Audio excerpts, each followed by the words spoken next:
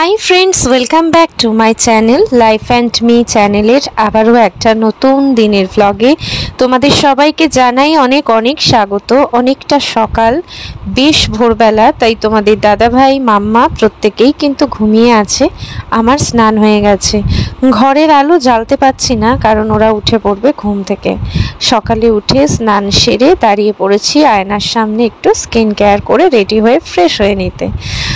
তো চলো, ওই ড্রেসিং টেবিলে যে লাইটটা রয়েছে সেটাই একমাত্র জ্বালাতে পেরেছি রেডি হওয়ার জন্য, সেটাই সকালে যথেষ্ট। তো আজকে সারাদিনের ভ্লগটা আমার সঙ্গে দেখতে থাকো তোমরা, আশা করি ভালো লাগবে। একটু কষ্ট হলেও মানিয়ে নাও কারণ ঘরের ভেতরটা বেশ অন্ধকার, আর এইরকম একটা আলোতে তোমাদের সাথে দেখা হচ্ছে। তো চলো, ভ্লগটার সঙ্গে থাকো।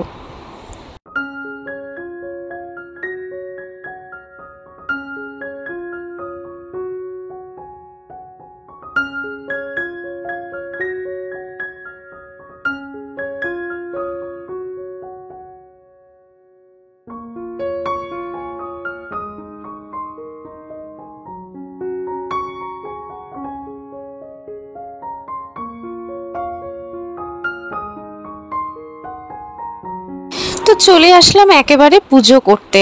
সকালবেলা ঘুম থেকে উঠেই আগে স্নান সেরে ঠাকুর পুজোটা করে নিই, তাতে দিনটাও শুভ সূচনা হয়। ঠাকুরের পুজো করে ঠাকুরের নাম নিলে আর একটা বড় কাজ সারা দিনের জন্য হয়ে যায়, সেটা হচ্ছে কিন্তু পুজো করা। আজকে আরও নানান রকম কাজকর্ম রয়েছে। কদিন ধরে শরীরটাও একটু খারাপই লাগছিল, তো একটুখানি না মাথাটা ঘোরাচ্ছিল, কেমন একটু যেন উইকনেস মনে হচ্ছিল। আসলে সকাল থেকে উঠে সারাটা দিন ধরে একটা ব্যস্ত শিডিউল সামলাতে হয়, তো সেই জন্যই মনে হচ্ছে এরকম। রেস্টও কমই নেওয়া হয় আমার, সেই রাতে একবারই যা ঘুমোতে যাই, তাও বেশিক্ষণের জন্য ঘুমাইও না, তাড়াতাড়ি উঠেও পড়তে হয় সকাল সকাল। তো চলো পুজোটা করে নিই, আর তোমরা দেখতে থাকো আগে আগে ব্লগটা, আশা করি ভালো লাগবে।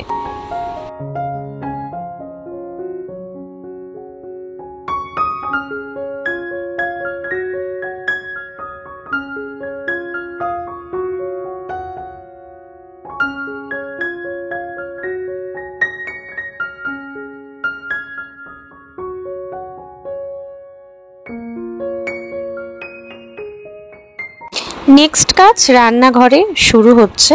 তো ঢুকে পড়েছি রান্নাঘরে, আর তখনও অবধি পলিদি কাজ ছেড়ে দেওয়ার পরে আরও মানে লোক তখনও অবধি আসেনি, সেই জন্য বাসন মাজা, ঘর মোছা সব কিছুর দায়িত্বই আমাকে সামলাতে হচ্ছে। আর যেদিনে ভ্লগ দেখছো সেদিনটা না সকাল থেকে একেবারে বৃষ্টি স্নাত একটা দিন, মানে প্রচণ্ড বৃষ্টি হচ্ছে সেদিন। জানলার বাইরে দিকে মাম্মাও উঠে পড়েছে ততক্ষণে ঘুম থেকে, মাম্মার স্কুল রয়েছে, তোমাদের দাদাভাইয়ের অফিসও রয়েছে।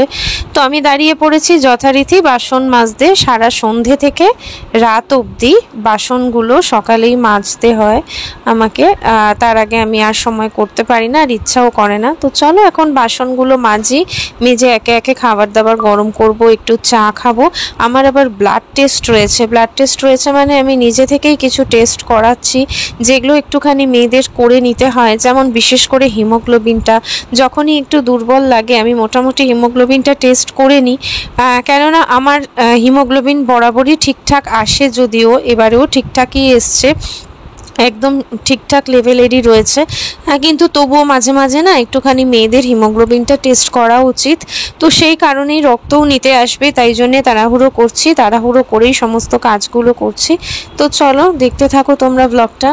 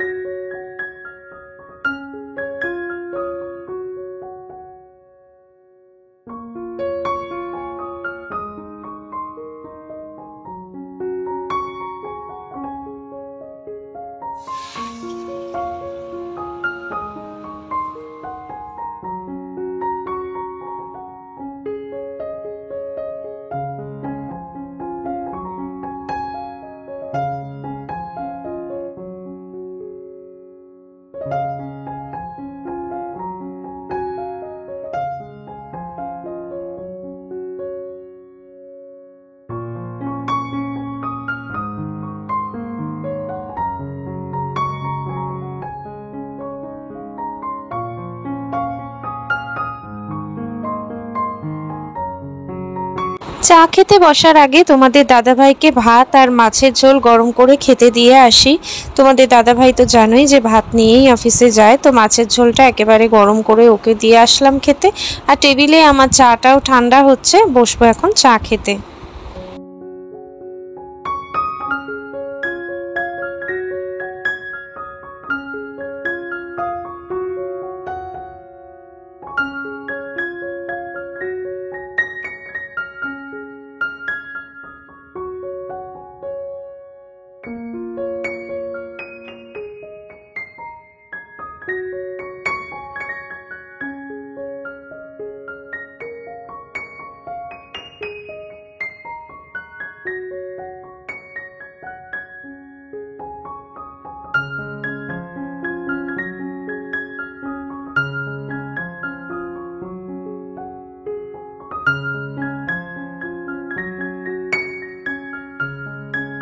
যেমনটা বলেছিলাম আগে যে আজকে আবার আমার ব্লাড নিতে আসবে, তো চা বিস্কুট একটু খেয়েছি, কেননা আমি হিমোগ্লোবিনটা টেস্ট করিয়েছিলাম যে একটু দুর্বল দুর্বল লাগছে, কি হলো কে জানে, আবার হিমোগ্লোবিনটা কমে গেল না তো।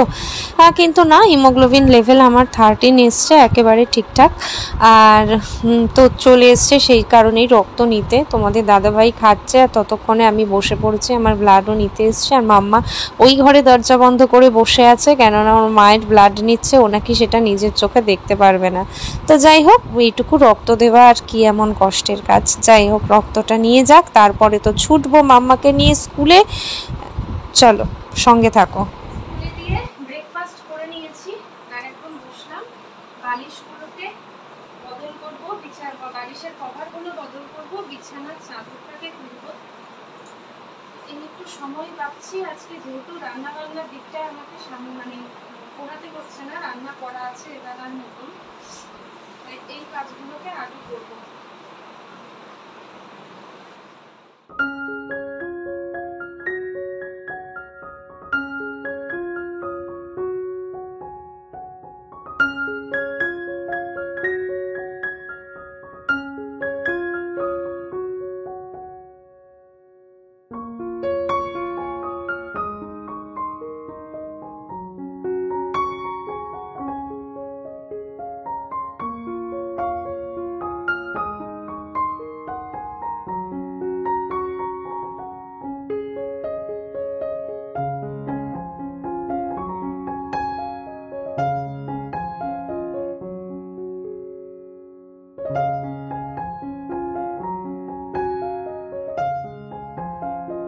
চাদরটা বদলানোর আগে ভাবলাম পাখাটাকে মুছে পরিষ্কার করে নিই।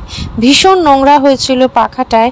অ্যাকচুয়ালি আমি এত লম্বা হলেও আমার ফ্ল্যাটের সিলিংটা এতটাই উঁচুতে যে আমার সত্যি খুবই কষ্ট হয়। আর বিছানার উপরে টুল টুল কিছু নিয়ে যদি উঠি, সেক্ষেত্রে একজনকে প্রয়োজন, বাড়িতে তো কেউই থাকে না। আর এই সমস্ত কাজ সন্ধেবেলায় তোমাদের দাদাভাই ফেরার পর আর করতে ইচ্ছেও করে না, সকালের দিকে করতে যতটা সহজ হয়। মাম্মাকে দিয়ে এসে তাই এসব কাজ আমি করছি। তো সেই জন্য যে খুব পাখাটায় নোংরাও হয়েছিল প্রচণ্ড, আর চলছেও তো র্যান্ডাম না। তো চলো পাখাটাকে ঝেড়ে একেবারে বিছানাপত্র ঝাড় দিয়ে নিয়ে তারপরেই বিছানায় নতুন চাদর পাতবো, মানে পরিষ্কার চাদর। দাঁড়িয়ে পড়লাম, তাই পাখাটাও পরিষ্কার করব, ঘরে একটুখানি ঝুলটুল যেখানে হয়েছে সেগুলো একটু ঝাড়াঝাড়ি করে নেব। তো চলো আমি আমার কাজকর্মগুলো এগোতে থাকি, আবার তো মাম্মাকে আনতেও যেতে হবে, তাড়াহুড়ো রয়েছে একরাশ, দেখতে থাকো।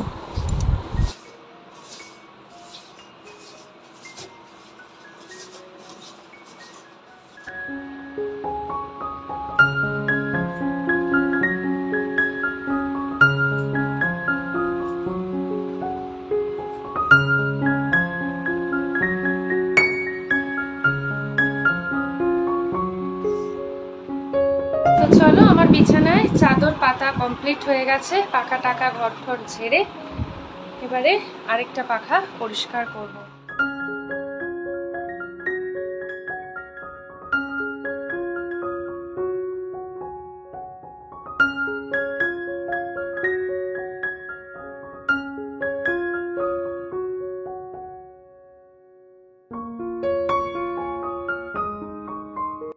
বন্ধুরা, আজকে সারাদিন দুপুরের পর থেকে দাঁড়া দিচ্ছি, প্রচণ্ড বৃষ্টি হয়েছে, আর মাম্মাকে স্কুল থেকে আনার সময় তো একেবারে ভিজে স্নান, তারপর থেকে আর তোমাদের সাথে দেখা হয়নি।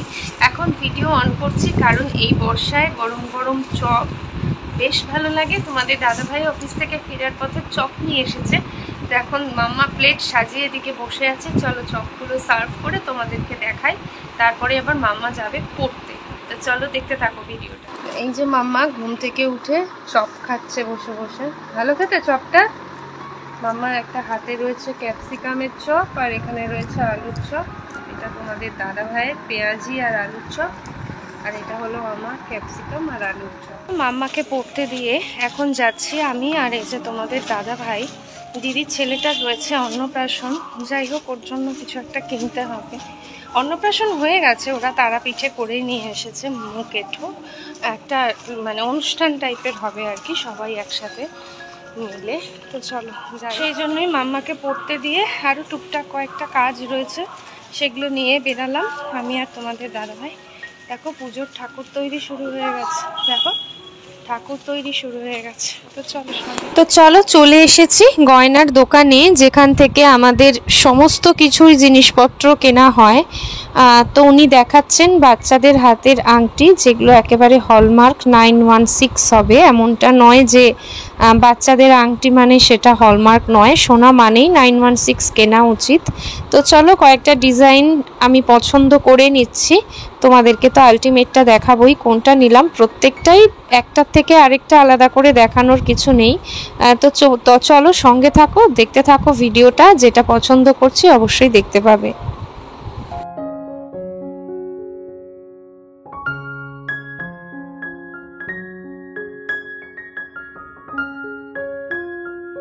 তো আলটিমেটলি দেখো এই স্কোয়ার শেপের ছিলে কাটার কাজ করা এই আংটিটাই আমরা নিয়েছি ওর ছেলেকে দেওয়ার জন্যে। তো চলো এটাকে এখন গিফট র্যাপ করে নিই।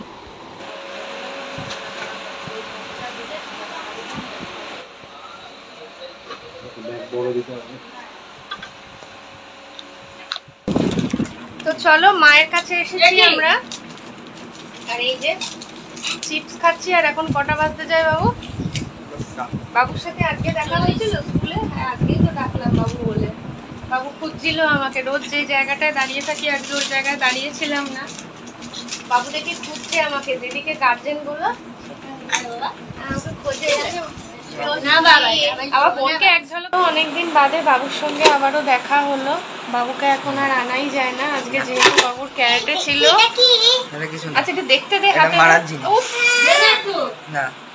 হাতে দে বোনকে দাও। ওটা মামা এগুলো মার ধরে ফেলা, এটা কি? যেহেতু বাবুর ক্যারেটে ছিল সেই যে এটা কি উঠছে বাবু, সেই জন্য বাবুকে পাওয়া গেছে। তো তোমরা দেখতে চাও বাবুকে সবসময় আমার ব্লগে। তো এই দেখো আমরা দুজন আজকে আবারও তোমাদের সামনে। এগুলো যাতে না খোলে, একটা চুমু একটা